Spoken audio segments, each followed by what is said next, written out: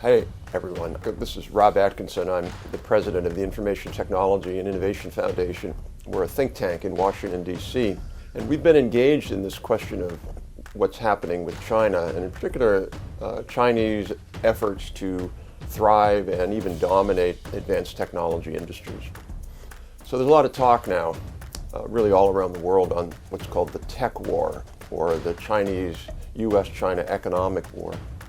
I want to start by framing it, I think, in a little bit different way. A lot of people, they see what the U.S. government is doing, particularly President Trump and now President Biden, taking fairly bold action, which can sometimes look aggressive against China. And the most important thing to understand, and this is, I think, almost everybody misses this, China was engaged in a war against the United States, an economic war against the United States, really from the mid-2000s. And it was an undeclared war. And it was a war where they would fire a few shots and then not fire any for a couple of weeks, couple of months. And they'd fire more shots and then they'd back down. So it was almost like a guerrilla war. And the rest of the world really didn't notice it that much. They might see things like, well, we've lost a key industry. Korea used to have a big shipbuilding industry. Shipbuilding is much smaller because China took it away.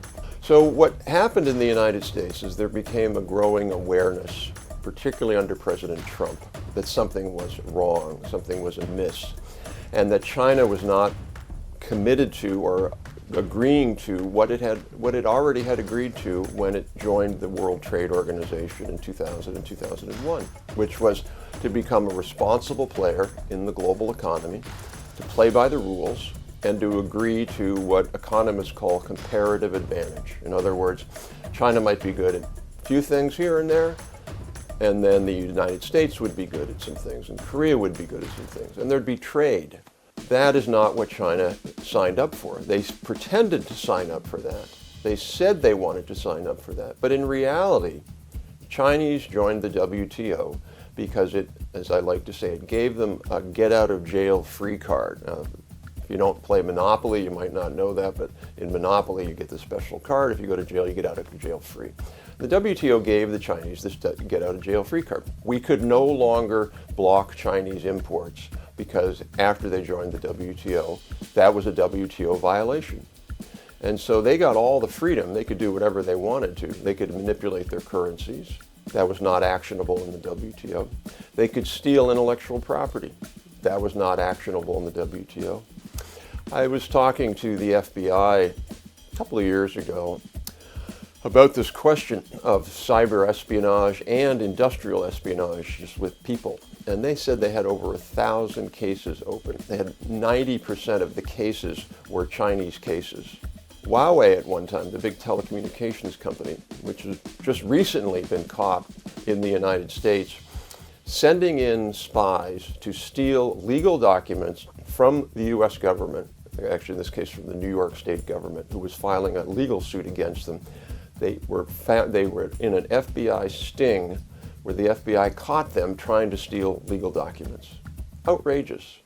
Now, an American company wants to come to Korea, or a Korean company like Samsung or SK Hynix wants to come to the U.S. or LG. They don't have to open up a joint venture in the U.S. They come, they open up a factory or a facility, it's theirs. In China, you have to open up a joint venture, and the whole reason for that is so that they can take all your knowledge. So you can go on this long, long list of things that they're doing that are simply unfair. They're illegal in some senses, and they're unfair. Now, one of the problems is you'll hear people say, well, a country like Korea had industrial policy, or Japan had industrial policy. China's just trying to, go from a poor developing country up to a richer, more developed country. And that is a smokescreen that the Chinese use to get sympathy. When Korea and Japan moved up the value chain and became more advanced, they did it largely in legitimate ways. They sent Korean students to the United States to get PhDs in engineering. Good.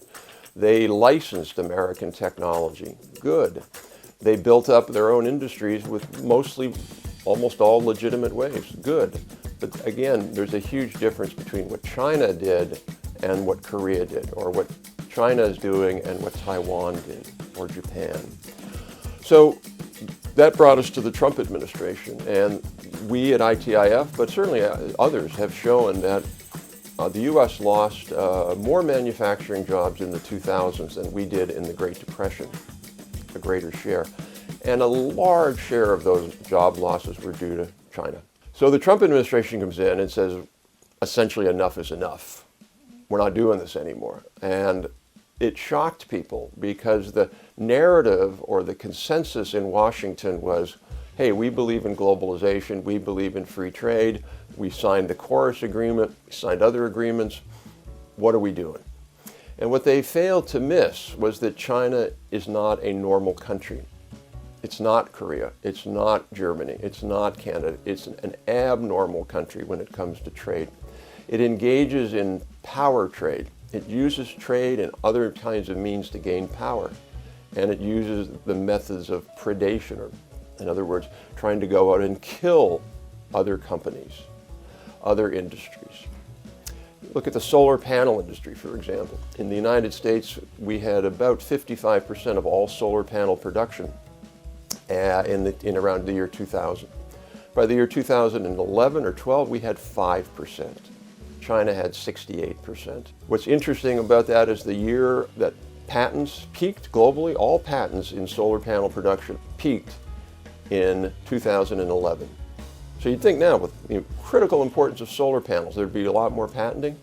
No, there's a lot less patenting. The reason there's a lot less patenting is what China did by massive subsidization of less effective, less innovative solar producers in China. They took over the market and they destroyed and put out of business many, many, many solar panel companies in Japan, in Germany, in the US, I think even in Korea. So that's where we were in 2016 or 2017 when President Trump took office. And so he said, we're not doing this anymore. And so he launched essentially a set of tariffs. And the tariffs were intended not really to punish China. The tariffs were intended largely as a negotiating tool. To say to the Chinese, if you don't shape up, if you don't become more like a normal country when it comes to trade and economic and technology policy, we're going to put tariffs on you. Now, looking back at that, you can say, well, that was a good effort. I think it was intended, well intended, but at the end of the day, it failed. And it failed on the core reason that you cannot change the Chinese behavior. They are immune to that. 15 years ago, even at the beginning of the Obama administration, the U.S. might have had enough power to press China and to get them to change and become less innovation mercantilist, as we say. But by 2017, they had become too powerful, they had become too technologically sophisticated, and they basically said, no, we're not going to change. You put those tariffs on us, we'll just put tariffs on your products.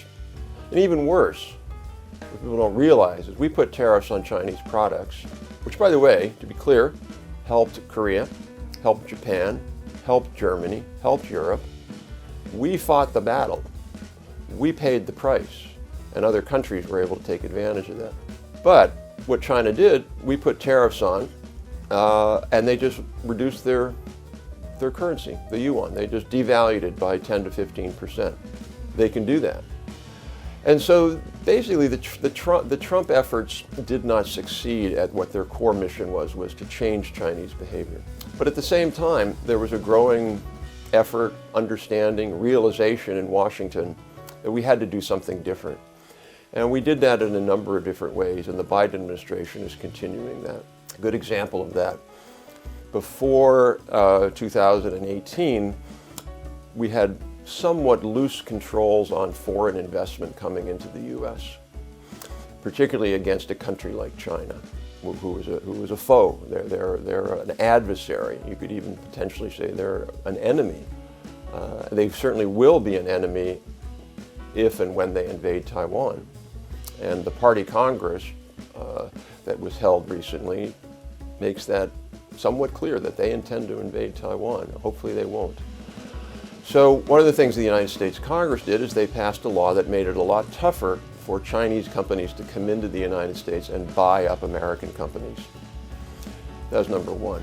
Number two, they started to put limits on the kinds of exports of key semiconductor equipment that could be sent to China. There was a famous case, or well-known case, of a company called Fujian Hinghua. I'm sure mispronouncing that, but it was a memory chip company, sort of like SK or Samsung or Micron, and it was an illegitimate company. It was basically completely paid for by the Chinese government. They just wrote them a check for $3 or $4 billion to build a factory. They were using technology that had been stolen by spies in Taiwan. They had stolen American technology that was being produced in Taiwan. They'd stolen it. So what the U.S. government did under Trump is they cut off exports of chip-making equipment to that company. And because of that, the company went out of business, which I think is great. The company never should have been in business. It was illegitimate. And to be clear, I'm not saying that a company in China that does it the right way, the way Samsung was doing it, or LG or Hyundai, you put private capital to play, you take a risk, you build a great company with engineers, you get some help from the government. It's not what the Chinese are doing. So now that takes us to where we are in the Biden administration. And there was an enormous push in the during the Biden administration, the first year or two, year and a half, to eliminate the tariffs. And at least as of today, they haven't done that. And that was a surprise to a lot of people. They haven't done it because there was this view that the Chinese are playing unfairly and we've got to do something. So where are we going to, and then most recently what the administration did was in some ways just completely ratcheted up the pressure on semiconductors by having essentially a ban on Americans working in chip companies in China. I believe Taiwan has done the same or might do the same. I hope Korea does the same. Because one of the ways that China gains advantage is they hire South Korean chip engineers. They bring them there to build up their industry. Now, if I'm an unemployed Korean chip engineer, sure, I get it. But if I'm a patriot to Korea, I don't get it. You're essentially helping a foreign country to take away your industry. So this is an important step the Biden administration did. It also limited the ability of these companies to get key inputs for making semiconductors. Now, is that enough? No, there's no way that is enough. The Biden administration and the Trump administration focused on semiconductors because they're such a key foundational technology. China has been quite clear, really for the last 10 years or so under President Xi, of moving to what they call civil military fusion. In other words, they want to advance their civil technology sectors so that they can advance their military technology.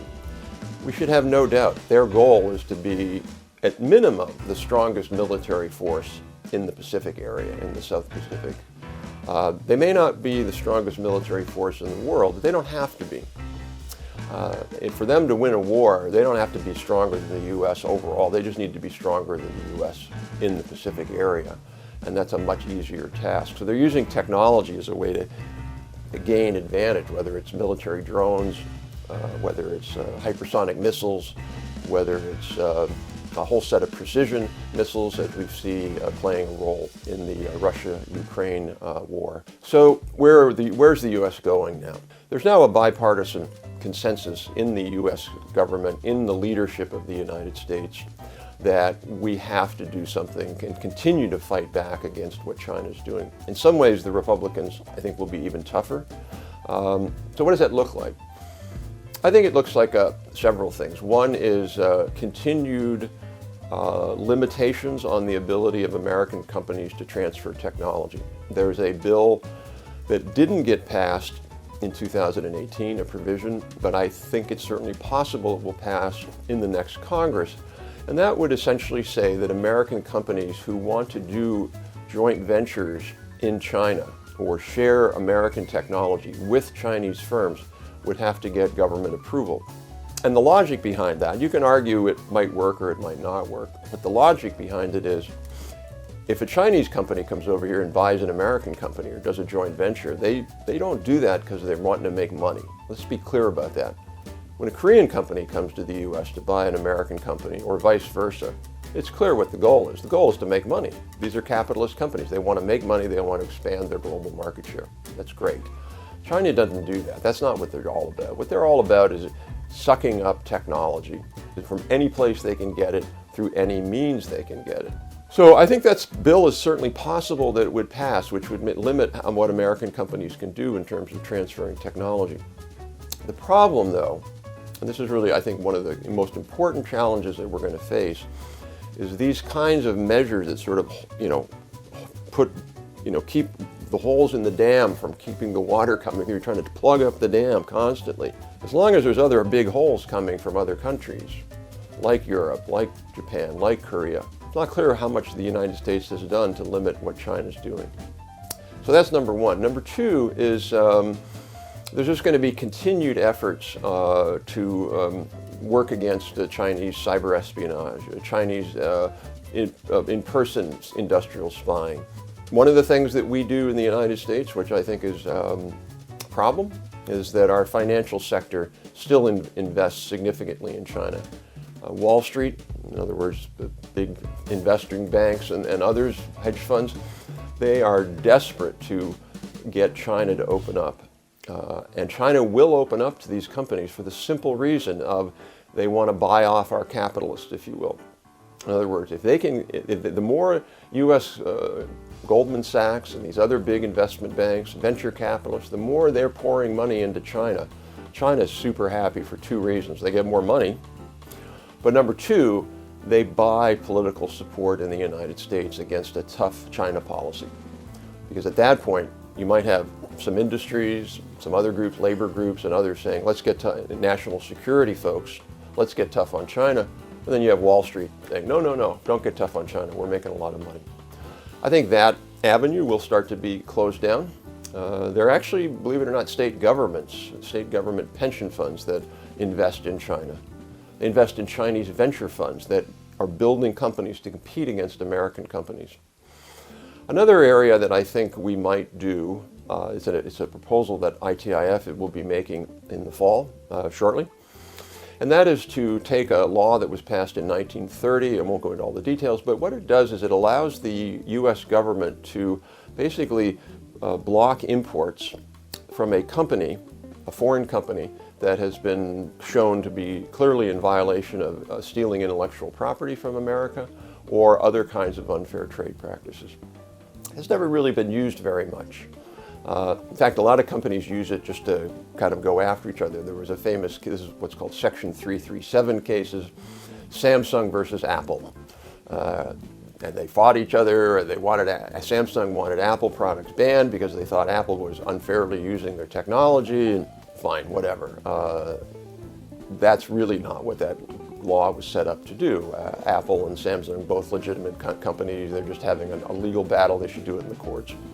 But one option is to say, hey, if we find a Chinese company where we know they're getting completely unfair advantages through forced tech transfer, closed markets, intellectual property theft, massive subsidies, let's just not let them have any imports into the United States.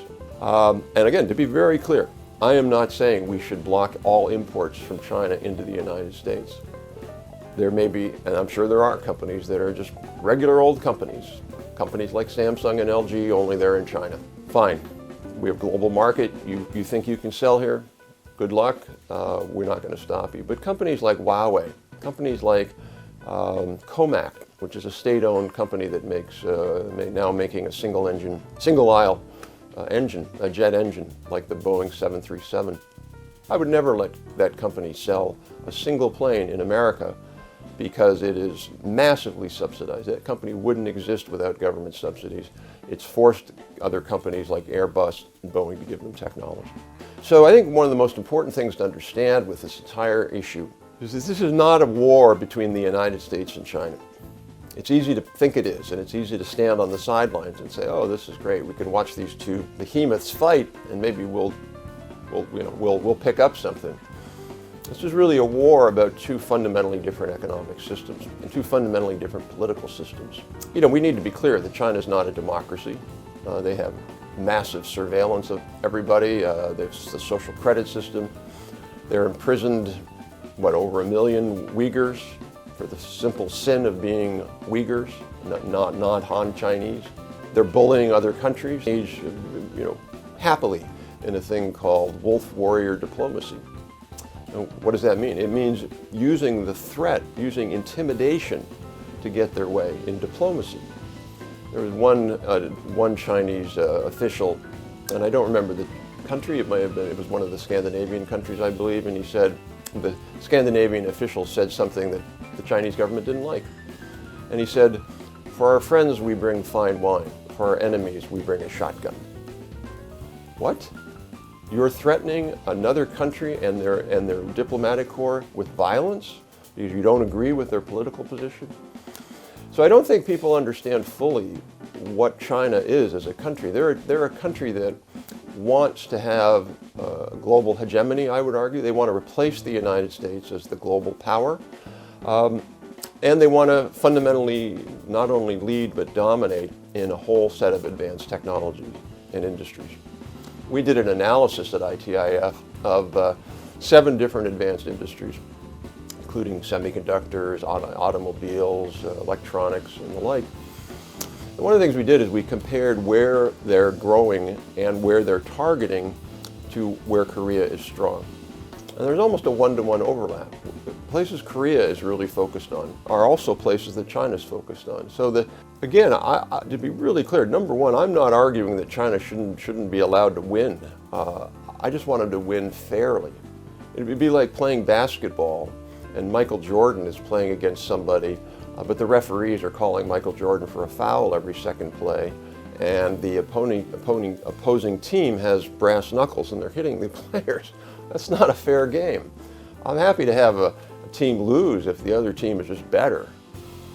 Second thing it's really important to understand, and this is something the Chinese love to play this card. Oh, if you're pushing back against China, you're anti-Asian. You're racist against Asians. And my argument on that is, well, why are we allies and working closely with Korea? Koreans are Asians. Why are we working closely with Japan? This has nothing to do with race. The Chinese know that. This has everything to do with power. And so the Chinese try to just muddle up the whole thing and say, well, this is about anti-Asian. Nothing to do with that. And the third point, and this is something that a number of U.S. politicians are now trying to make quite clear, including Mike Pompeo, who was Secretary of State under President Trump, this again has nothing to do with the Chinese people. When I visited China, lovely people that I meet. My daughter is Chinese. My daughter was born in China. She's adopted. This is not about America against the Chinese people. This is America against the kinds of policies that the CCP and President Xi, I almost want to say dictator Xi now after the Party Congress. This is about what they are doing, not about the Chinese people.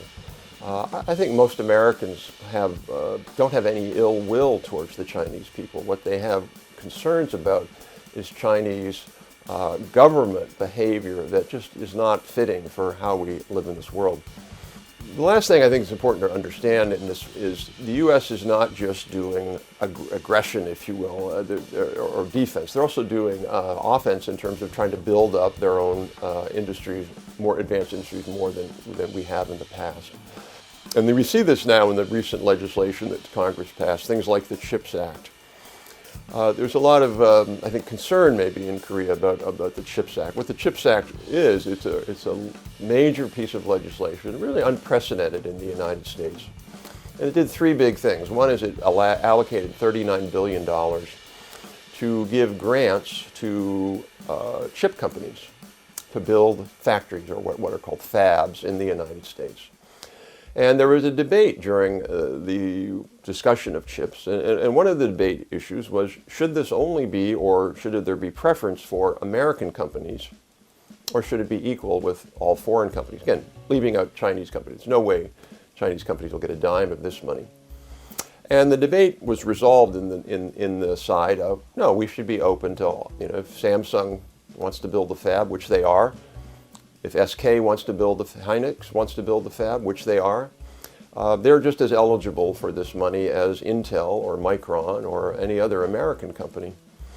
So that's going to be a big deal. $39 billion.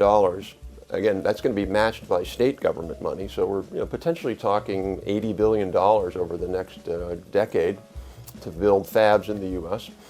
And it's supplemented with a 30% tax credit, I believe, maybe 25%, but a pretty generous tax credit for all the machines that you put in that factory. You're going to get a big tax credit. And then finally, there's about $12 or $13 billion for advanced R&D.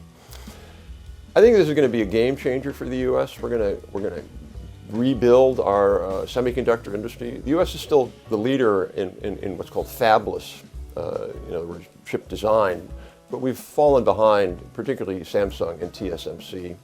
We've fallen behind in processor chip technology and going down to what's called 3 nanometers and all. And so I think the U.S. will do better there. But I think one of the important things there is that program, particularly the R&D program, is really designed around close collaboration with our allies.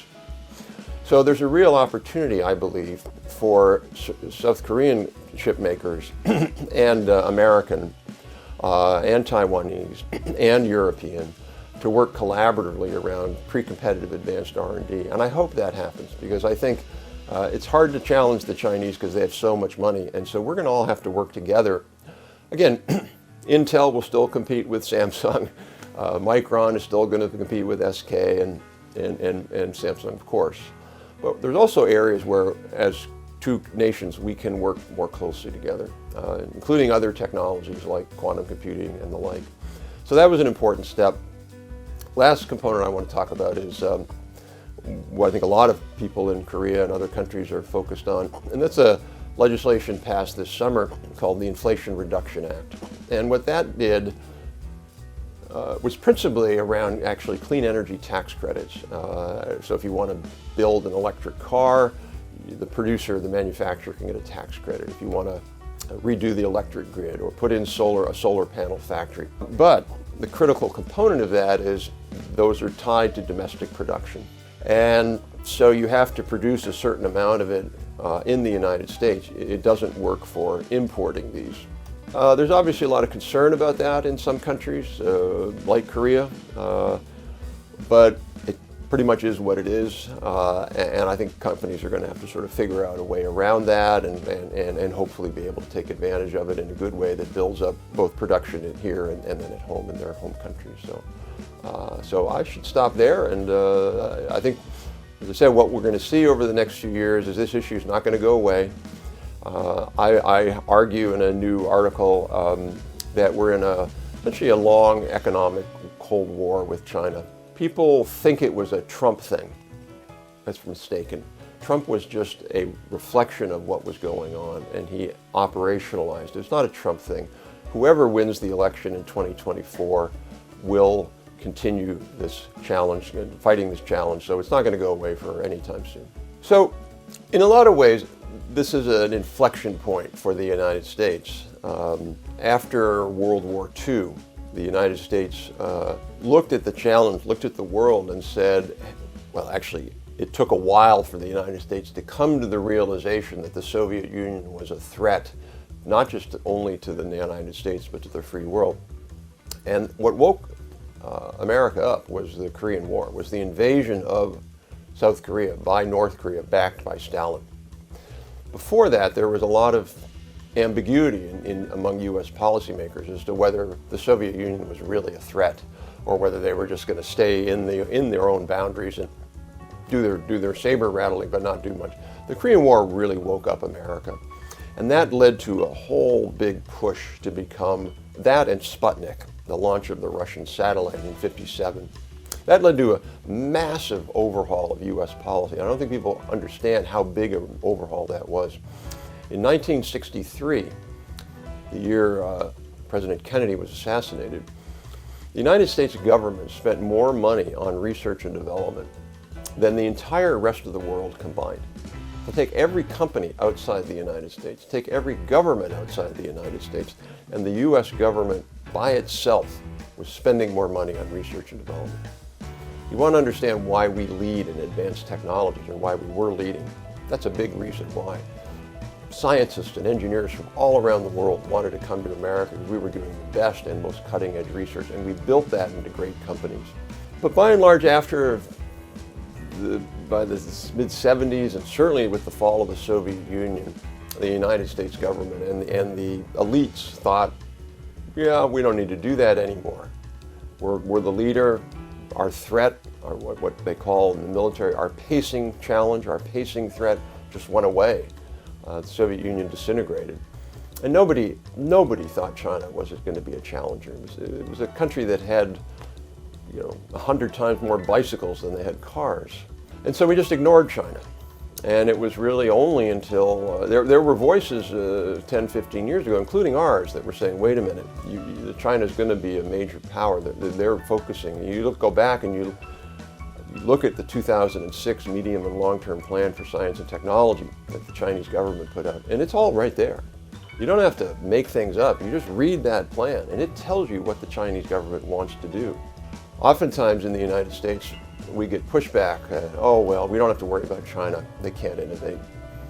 And I say and I write, well, look at Korea, 1970. It didn't look like they could innovate either. They didn't have semiconductor companies. I assume you had a car company, but it wasn't very good. Remember when Hyundai first came to the United States, nobody was going to buy a Hyundai. Now they do. They're great cars. And so what's the lesson? And the lesson is, if you focus on it, things like making sure your engineering and science education is good, making sure your policies are good, you can, and countries do, move up the value chain and become advanced technology leaders. I don't see any reason why the Chinese aren't going to do that. Now, they may have some bumps in the road. Certainly, Xi's dictatorial nature, that's not helping things. But ultimately, the Chinese have their eye on this. This is what they want. The great China scholar Orville Schell wrote a book a few years ago called Wealth and Power. And it was a history of Chinese reformers from the 1850s on. And the theme of Chinese reform was always, whatever we're doing isn't working because we need two things. We need wealth and we need power. And China always felt that they didn't have power. They were overtaken by foreign imperialists, and they didn't have wealth. And that's what China wants. Now, in reality, at one level, I understand that. Of course you want that. It's how you go about getting that. That's the problem. So that's led to the U.S., as I said, not just pushing back against China. And I will stress there, the key factor there ultimately is going to be, do other countries stand on the sideline and take advantage of us? We're fighting a new Cold War. We're fighting a war for economic and political and other kinds of freedom. And we're paying a price. The United States is paying a price. We should have no doubt about that. We're not fighting this war for ourselves. We don't have troops, we don't have troops in Korea really for ourselves. We have troops in Korea to help Korea to avoid the spread of dictatorial communism. So America's not doing this for itself. So a key question is, where will other countries go? And increasingly you're seeing other countries, Japan in particular, a little bit with Germany now, certainly the UK, who are saying, yeah, China's a challenge, China's a threat. We do have to work together. We have to stand up. And so I think what the key question over the next decade is, how does that all play out? China, with its Belt and Road Initiative, which is a big, massive amount of money spent in these countries, some in Africa, some in other parts of Asia. One of the questions is, how successful is that going to be? Are they essentially going to be able to buy off these countries so that there's a great word in the United States, it's a Chinese word called kowtow. Do you kowtow to somebody? Kowtow was a term actually coming from China, where when you went before the emperor, you had to bow and touch your head to the floor, and that was kowtowing. And it's sort of a pejorative term. It means you're giving up your autonomy to somebody who has more power than you. And I think the key question is how much these other countries are going to have to kowtow to the Chinese. But secondly, the key question is, are countries like Japan, Korea, Europe, the UK, certainly Australia is with us, but potentially India, where are they going to go? Are they, if you think about a Cold War analogy, are they going to try to be neutrals, or are they going to be on this side, the side of political and economic freedom? So I would just say, I think this is not a war, if you will, economic war. Pray to God it never becomes a military war, but it's not an economic war that's going to be over in 2025 with a new president. It's irrelevant who the president is in the United States.